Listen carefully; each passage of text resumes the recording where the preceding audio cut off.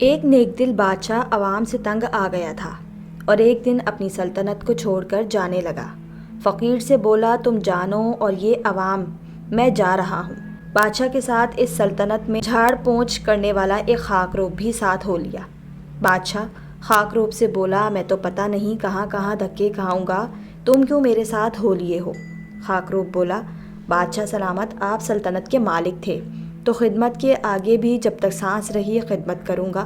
الغرض دونوں چلتے چلتے ایک دوسرے ملک پہنچے جہاں کا بادشاہ وفات پا چکا تھا اور نئے بادشاہ کا چناؤ ہونا تھا، جس کا طریقہ کار یہ تھا کہ ملک کی ساری عوام ایک بڑے میدان میں جمع ہو جاتی اور ایک پرندہ اڑا دیا جاتا۔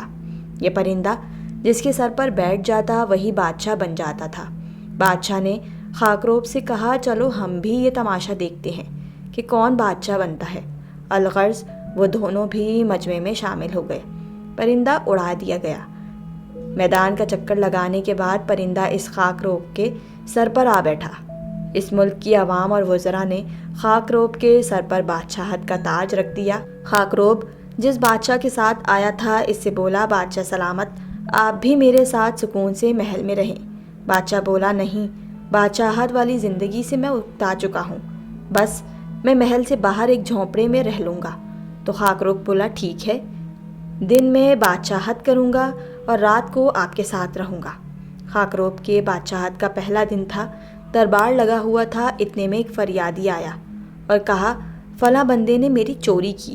خاکروب بادشاہ نے کہا، فوراً چوری کرنے والے کو حاضر کیا جائے۔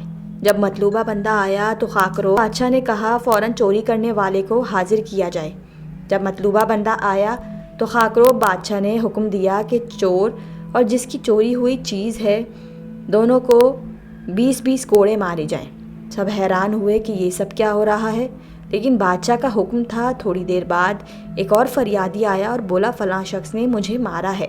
تو خاکروب بادشاہ نے پھر وہی حکم دیا کہ ظالم اور مظلوم کو 20 کوڑے مارے جائیں۔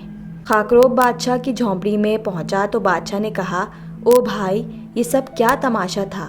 تم نے سب کو پٹوا دیا، لوگ کہہ رہے ہیں کہ یہ بہت ظالم بادشاہ ہے۔ تو وہ خاکروب بولا، عالی جا، اگر اس قوم کو ایک نیک اور اچھے بادشاہ کی ضرورت ہوتی تو وہ پرندہ میرے سر پر بیٹھنے کی بجائے آپ کے سر پر بیٹھتا۔